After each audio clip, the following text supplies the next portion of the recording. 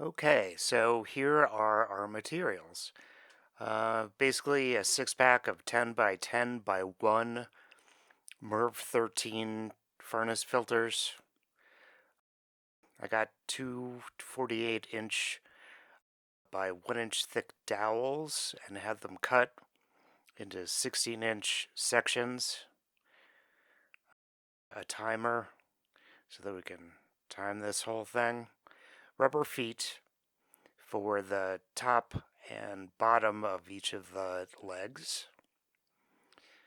2-inch 3M duct tape. People say use gaffer tape or painter's tape, whatever. A GDS time big airflow.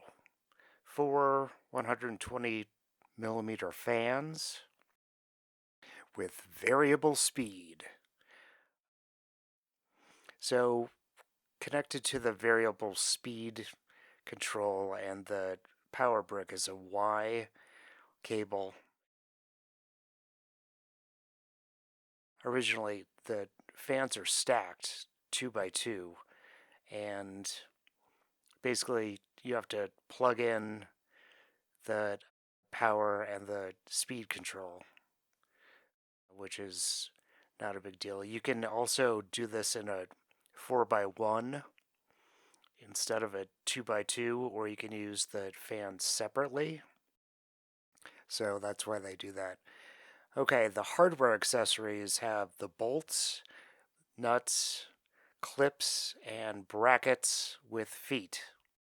Didn't really use the feet, but everything else is kind of integral to this whole process. So the brackets that came with it, I already connected them, but basically to get it in the 2 by 2, you put them on the top and the bottom. That's Baxter, by the way. Baxter Cat will be helping with this entire process. Okay, so let's do this. So the feet were kind of useless. I thought they would be grippy, but they weren't. I had to figure out which of the 4 dowels were sort of the same length.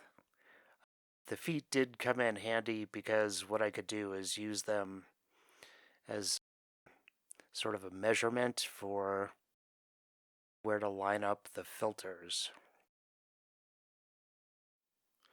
Basically, scissors, the most dull scissors in the world, and we're off. So really, I should have, instead of just diving in and attaching the legs, I should have basically done the filters. I should have made tape hinges for the filters first and then put the legs on second. And you'll see as this goes along, it kind of caused it was kind of a pain actually. And after sort of being a little bit reticent in the initial tape, I just realized, yeah, you've got to go all the way, so there you go. Basically, it seals it. It's easy. It's all in one shot.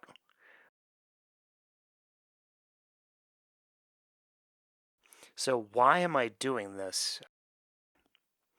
At the end of the pandemic, after all my friends and family and I got COVID, kind of late, I became obsessed with air quality. So specifically for my parents' house. And I looked into a bunch of air purifiers, and that's when I came across the Corsi-Rosenthal Box.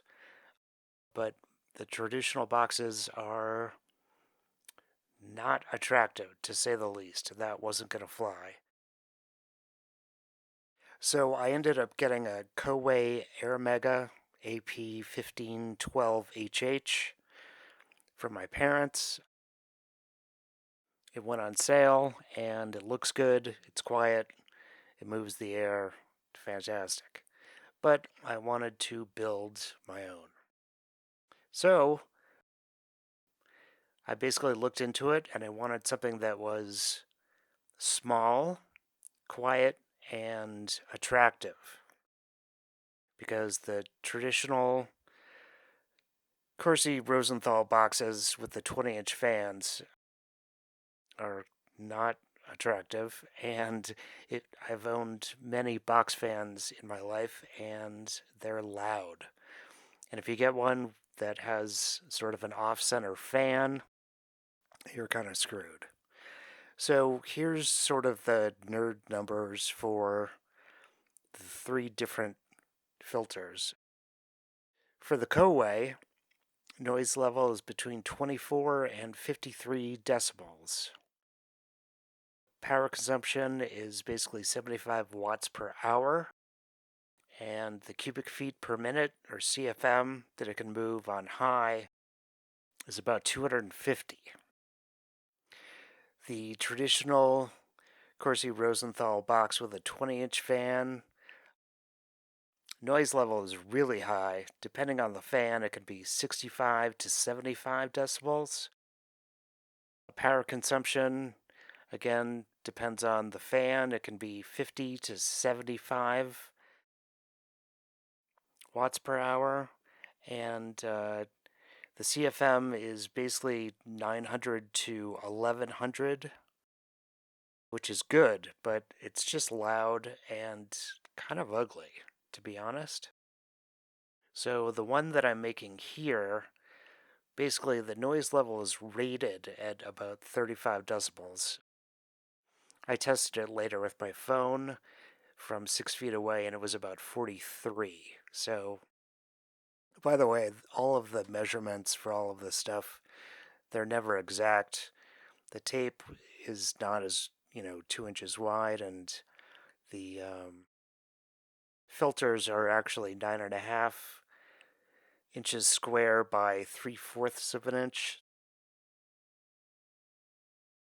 And the power consumption for this is 11 watts per hour, which is great. The fans basically spin at 2,500 RPM. Overall cubic feet per minute is 372, so that's 93 CFM for each fan. So it is a little bit loud, and if I turned it down to about 80%, I could get probably around 300 CFM, and it would be much quieter. Okay, so doing the bottom, the measurements did work out, and it's held in by friction right now. And I start to sloppily seal up the bottom. Basically, I went back and covered all of the labeling of the 10 by 10 by 1 just to make it look a little bit better, but I didn't do it in the video. The other thing is that there were still gaps. There were gaps between the fan and the filters, but I'll get to that later. All right, so 4 bolts, 4 nuts, and the special ingredient, the 4 small clips. And basically, these are very thin clips, and they're easily bendable. But what I did is I put each clip underneath the fan cage, and basically what it would do, or what it does, is acts as a lip that rests on top of each of the walls of the box. So there's no tape connecting the fans to the filters. So I can take the fans off whenever I want to. which is great. And so in 6 months or a year, when I need to replace the filters, basically you just take the fans out and make a new box, attach the legs, and you're good to go.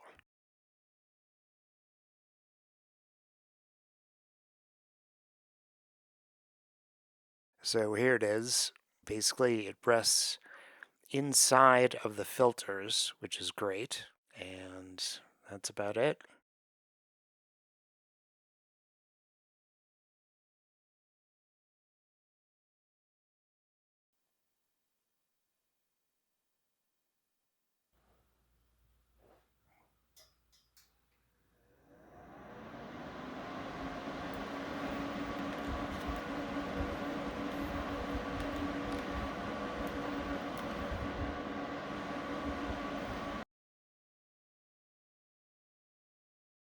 Okay, so I got some MD foam window seal, basically 3/16 of an inch thick by 3/8 wide, and used it all the way around the edge of the fans where they touch the filters. And the Govee RGB IC strip, which is pretty awesome.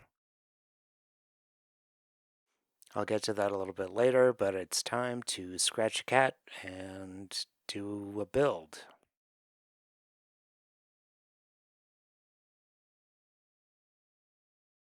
Okay, so the IC of the RGB IC means that there are independent sections of the RGB lights. And using the Govee app, you can change the color.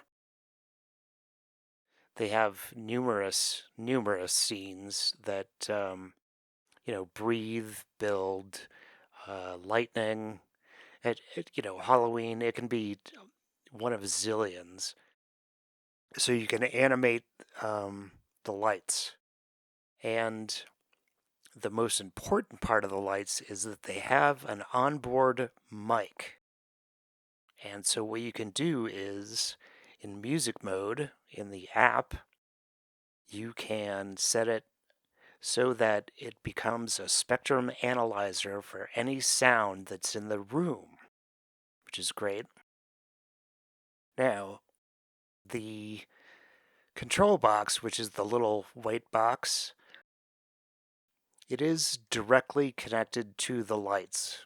It's not modular, so that's kind of a bummer. And I had to measure basically the thickness of the fan and how much it would hang down, and then hang the lights below that. When they're going vertically, I point the lights in, and on the horizontal, obviously, I point them out. So I did the top, and I had 16 feet of it. I really should have done 4 layers, but I just did the top, and then on one of the final corner, I went straight down vertically, and then did the bottom, and then left the rest of the lights in kind of a clump, just resting on the bottom filter. At some point, I'm going to go back, but working with the RGB lights is frustrating, to say the least. They're kind of unruly. So here's the basically the test of the lights. Looks good.